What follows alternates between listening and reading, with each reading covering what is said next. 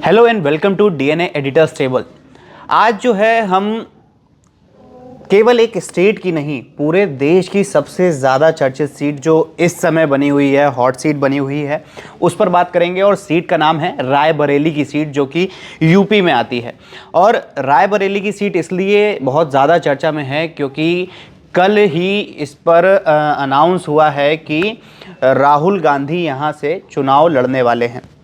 अब राहुल गांधी वैसे तो अमेठी से चुनाव लड़ते आ रहे थे, अमेठी और वायनाड से, लेकिन इस बार उन्होंने रायबरेली की सीट को चूज़ किया है।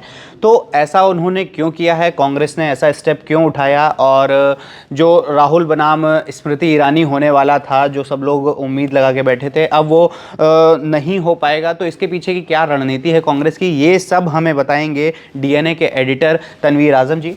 तो तनवीर जी, ये जो रायबरेली का एक ट्विस्ट आया है लोकसभा चुनाव में, ये कितना इंटरेस्टिंग होने वाला है और ऐसा क्यों किया कांग्रेस ने? नमस्कार पुष्प जी, डीएनए के दर्शकों को हमारा नमस्कार। देखिए, रायबरेली की जो सीट है वो, जैसा आपने बताया अपने इंट्रोडक्शन में, कि वो हॉट सीट है जी। और हमेशा से उस पर नज़र रही है जी। क्योंकि रायबरेली जो है वो आज से नहीं, बहुत ज़माने से, मतलब 30-40 साल से जी। वो गांधी फैमिली जो है, गांधी फैमिली का वो गढ़ बना हुआ बैस्टन रहा या गढ़ बना हुआ है। और रायबरेली से इंदिरा गांधी ने भी चुनाव लड़ा जी। रायबरेली से सोनिया गांधी ने लगातार 20 साल तक वो सांसद रही, और इस बार वो जब उन्होंने राज्यसभा चली गई तो ये सवाल लगातार उठ रहा था कि कौन वहाँ से चुनाव लड़ेगा जी। अब ये था कि भाई गांधी फैमिली का गढ़ है जी, तो गांधी फैमिली का ही कोई सदस्य वहाँ चुनाव लड़े। तो कांग्रेस ने कल रात, देर रात थी एक तरह से समझिए, ये कंफर्मेशन आई, सुबह तक बिल्कुल ही कंफर्म हो गया, जब ट्वीट भी उन्होंने कर दिया जी। और आज आखिरी दिन है नॉमिनेशन का वहाँ जी, फ्राइडे को। तो कांग्रेस ने ये डिसीजन बहुत देर से लिया है।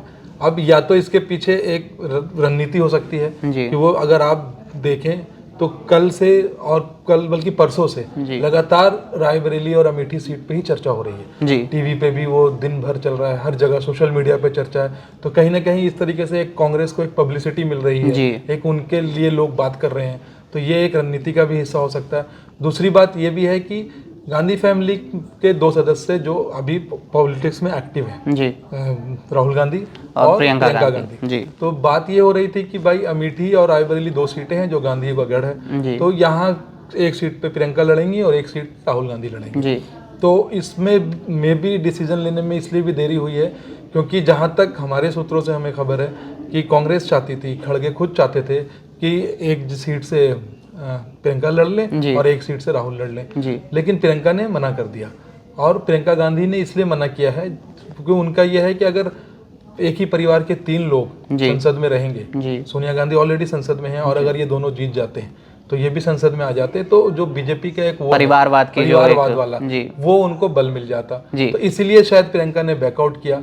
अब ये कि राहुल ने अमेठी को ना चुन के रायबरेली को क्यों चुना जी। तो जैसा कि हमारे दर्शकों को भी मालूम है कि पिछली बार कांग्रेस केवल एक सीट जीती थी जी। राहुल पूरे यूपी में केवल एक सीट थी। राहुल अमेठी में स्मृति के खिलाफ लड़े, स्मृति ईरानी जो बीजेपी की लीडर है, और हार गए। Sonia Gandhi on the other hand Raebareli से लड़ी और जीत गई, तकरीबन 55-56% वोट लाए, 1,60,000 के मार्जिन से वो जीत गई थी। तो ये हो सकता है कि ये सीट कांग्रेस को ज़्यादा सेफ समझ में आई कि भाई ये सीट ज़्यादा सेफ है और राहुल गांधी को यहाँ से लड़ना चाहिए जी। एक और वजह हो सकती है राहुल गांधी की रायबरेली से चुनाव लड़ने की, उत्तर प्रदेश से चुनाव लड़ने की, कि अगर आप कांग्रेस की टॉप लीडरशिप को देखें जी, तो सोनिया गांधी अब राज्यसभा चली गई जी। तो वो मतलब लोकसभा वाला जो रूट है, जो एक्टिव पॉलिटिक्स जिसको हम बोलते हैं, उससे वो अलग हो गई। और जो कांग्रेस के जो सीनियर है, जैसे खड़गे साहब है, वो साउथ से आते हैं जी। जयराम रमेश है, वो साउथ से आते हैं। केसी वेणुगोपाल है, वो साउथ से आते हैं। नॉर्थ इंडिया में कोई भी कांग्रेस का सीनियर लीडर एमपी नहीं है, एमपी के तौर पे नहीं है लोकसभा में, जिसकी कि जो कि लोकसभा में कांग्रेस की आवाज बन के आए। तो ये भी एक फैक्टर हो सकता है कि कांग्रेस ने राहुल गांधी को वहां से लड़ने के लिए बोला, और ये मतलब इसलिए कि अगर ये सीट जीत जाते हैं तो एक यूपी जैसे स्टेट से उनको उनकी एक आवाज आएगी वहां से। क्या ऐसा हो सकता है, क्योंकि एक चर्चा और चल रही है कि पूरे देश में जो है एक नैरेटिव चल रहा है कि ये जो चुनाव है, लोकसभा चुनाव, ये राहुल बनाम मोदी होने वाला है, लेकिन अगर राहुल अमेठी से लड़ते तो ये राहुल बनाम मोदी की जगह पर राहुल बनाम स्मृति ईरानी हो जाता, तो ये भी नैरेटिव ना टूटे, इसका ख्याल रखते हुए कांग्रेस ने राहुल बनाम मोदी के इर्द गिर्द चुनाव रहे इसलिए ऐसा किया है। क्या ये सही है? देखिए, अगर कांग्रेस राहुल बनाम मोदी करती है चुनाव जी। को, तो वो कांग्रेस की रणनीति को मैं गलत ही मानूंगा जी क्योंकि अगर आप मोदी, प्राइम मिनिस्टर मोदी के खिलाफ किसी को भी खड़ा करते हैं जी तो इसमें कोई दो राय नहीं है कि वो देश के सबसे पॉपुलर लीडर हैं by a very good margin. जी बल्कि मैंने तो इस बार देखा कि कांग्रेस इस बार इसको पीएम मोदी वर्सेस जनता की लड़ाई बना रही है, जी। पीएम मोदी वर्सेस कॉन्स्टिट्यूशन की लड़ाई बना रही है, पीएम मोदी वर्सेस डेमोक्रेसी की लड़ाई बना रही है। जी हाँ, ये जरूर होता है कि अगर राहुल अमेठी से लड़ते जी तो वो राहुल बनाम स्मृति जरूर हो जाता और कांग्रेस वो शायद चाहती नहीं है। जी और दूसरी बात ये भी है कि इस अमेठी से वो हार चुके हैं और इस बार भी मतलब ऐसा नहीं है कि वो मतलब स्मृति ईरानी कोई इजी लीडर होती कि आप उनको हरा देते। जी रायबरेली से जो दिनेश प्रताप सिंह हैं जो बीजेपी के उम्मीदवार हैं जिनका कल ही नाम का अनाउंस हुआ है, वो मैं दर्शकों को बताऊं कि वो पहले कांग्रेस में ही थे, जी सोनिया गांधी के करीब ही थे, जी फिर उनका कांग्रेस से मोह भंग हो गया, फिर वो बीजेपी में चले गए। तो राहुल के लिए रायबरेली भी बहुत आसान सफर नहीं होगा क्योंकि जब पिछले बार चुनाव में दिनेश जी हारे थे उनसे, सोनिया गांधी से, तो उन्होंने तकरीबन 35% वोट लाया था, जो कि रायबरेली में किसी भी बीजेपी कैंडिडेट का अब तक का सबसे हाईएस्ट वोट परसेंट है जी। और उनकी एक पकड़ है, वो ग्रास रूट के लीडर हैं, लोगों में उनकी पकड़ है। तो अब आज तो नॉमिनेशन फाइल करेंगे राहुल गांधी, फिर देखते हैं कि वो किस तरीके से कितना समय वहाँ बिताएंगे। और हाँ, कांग्रेस के प्रति वहाँ पे, गांधी परिवार के प्रति वहाँ पे लोगों के दिल में स्नेह है जी। और सोनिया गांधी ने जब राज्यसभा का रूट लिया तो उन्होंने एक पत्र भी लिखा था और वो काफ़ी इमोशनल लेटर लिखा था। तो ये हो सकता है कि मतलब ये सीट अमेठी के मुकाबले राहुल के लिए आसान हो। जैसे कि यहाँ पे देखा जाए तो वायनाड से जहाँ राहुल गांधी ऑलरेडी चुनाव कंटेस्ट कर चुके हैं, वहाँ पर उनके अपोजिशन में है सीपीआई की एनी राजा।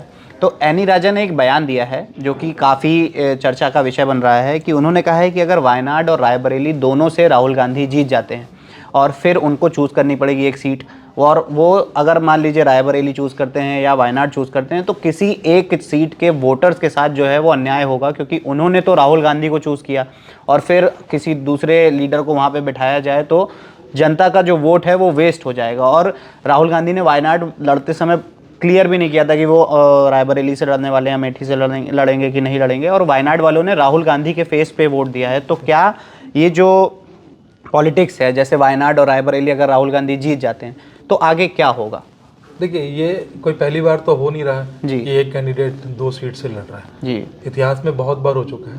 प्रधानमंत्री मोदी भी अगर करंट लीडर्स की बात करें तो वो ऐसा कर चुके हैं जी। और भी बहुत सारे लीडर ऐसा कर चुके हैं, लालू यादव ऐसा कर चुके हैं।